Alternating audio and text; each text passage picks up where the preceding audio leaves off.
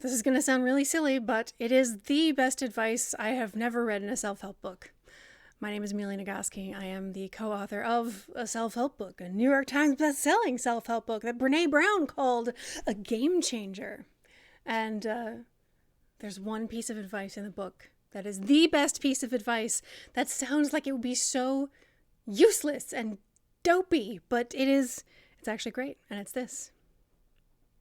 Do a thing. There's several layers of science that back this up, so hear me out. I'll put a link in the description to my Learned Helplessness video talking about the research of Martin Seligman doing things like the shuttle box test. You put, a rat in a box that zaps its feet with an uncomfortable electric shock, and the rat's like, oh, I don't like that, and it gets the hell out of there. And then when you close the door to the shuttle box and the rat can't get out anymore, its nervous system learns that it can't save itself. So when you put it in another situation, hold on, I'm just gonna remove this dog hair from my hat. Anyway, you put those rats in another situation, like, for example, this thing they call the forced swim test, where they, make the rats swim, and they keep them swimming, and they don't let them find land, and they swim, and they swim, and they swim, and they swim, and they swim, and the question is, how long does it take for them to give up? Well, if that rat has been in a shuttle box where it could escape, and its nervous system learned, I have efficacy, and I have agency, and I can accomplish the possibility of saving myself, I can do that, then the rat swims longer. And if the rat has been in a shuttle box where it couldn't get out, where its actions, where its body's motions could not save it, it learned that it has no efficacy, that it has no agency. And deep down in the nervous system's like, no, doing things is not going to do any good. In this other unrelated situation, the rat gives up. And this is great news to the extent that it applies to humans, because what it shows us is that when we are beaten down in one area of our lives, when we face oppressions and microaggressions and harassment and just stress in one area of our lives that we just cannot change, this over here is going to impact how we respond to stress over in a completely unrelated situation.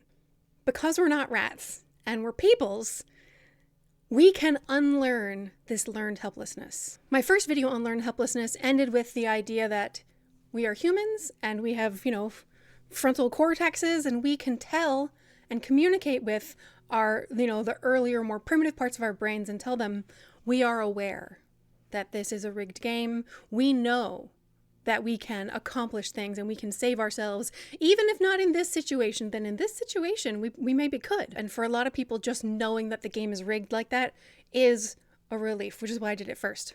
And I also waited to do this one because it sounds so ridiculous. Like, really? Really? This is the thing. Do a thing. So if you are helpless and hopeless and in a situation where you feel like you are overwhelmed and exhausted and there's no way that this situation can change, hopefully it's temporary. And a lot of times we do get stuck for weeks or months at a time, having to just grind the hell through, and that sucks. I don't want that for anyone. But in our society, this sometimes happens, and if all works out, it is temporary, and you get lots of time to heal afterwards, and all the rest that you deserve. But even if you're stuck in this situation, over here, in another situation, you can, because over here, that's one situation, this is another situation. And you can tell your nervous system, as you did, I'm sure, when you watched the first Learned Helplessness video, that this situation here is a separate situation. This is rigged. There's nothing you can do. Gar, gar, gar. But, hey, nervous system, over here, we can accomplish something. We have efficacy. We have agency. Do a thing is doing anything that's not nothing.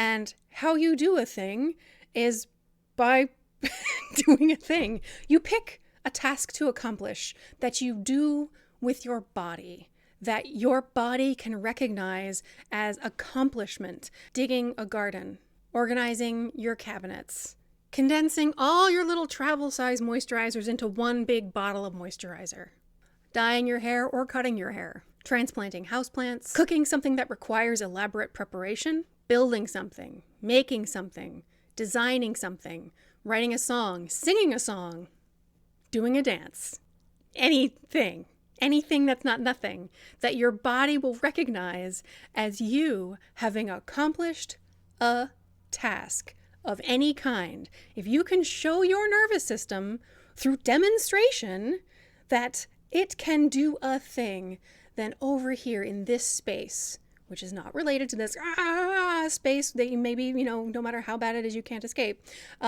over here in this space, you do have efficacy, and that your nervous system does not have to give up.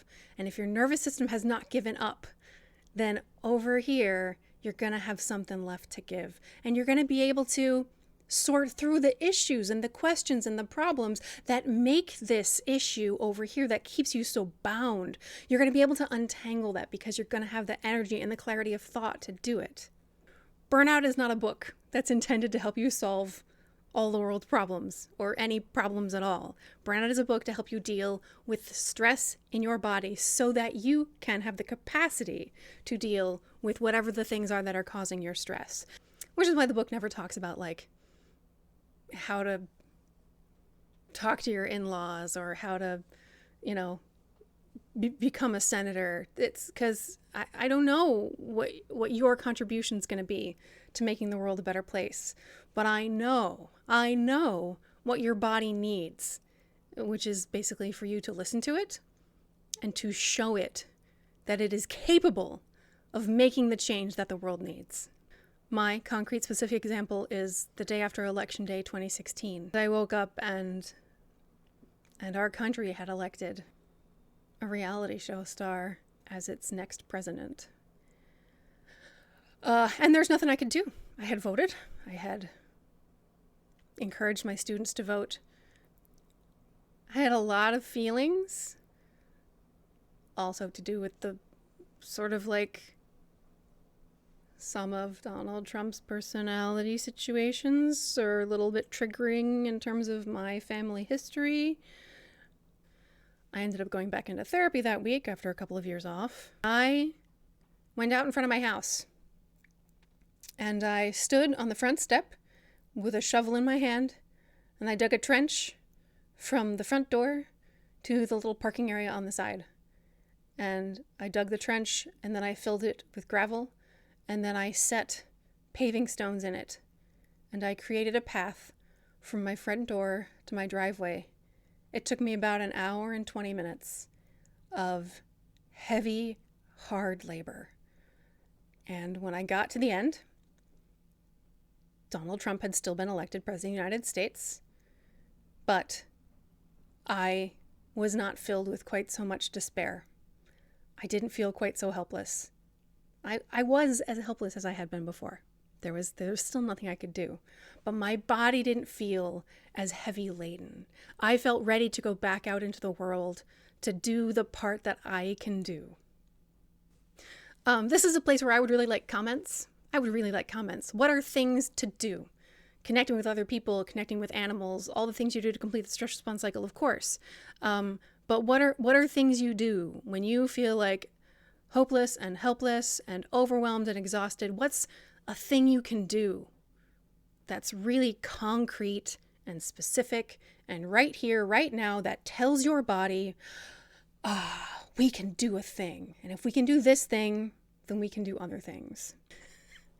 It sounds like it's not even serious advice. It sounds like it's like sarcastic, well, I don't know, to do a thing and stuff. But like really, do a thing and stuff. It sounds trite and overly simplified and like it's too easy that it won't do anything for you, and also too vague to be helpful. But that's because I can't tell you what thing you have access to. I can't tell you what thing will actually accomplish it for you. But what I do know is that anything that feels like a thing to your nervous system will work. And if you can't do a thing, if you are collapsed in a pile of I can't even, that's when you call for help. That friend can come over and play a game with you, can text you back and forth. The great thing is that this is a thing you can do alone, or even more effectively, you can do with other people.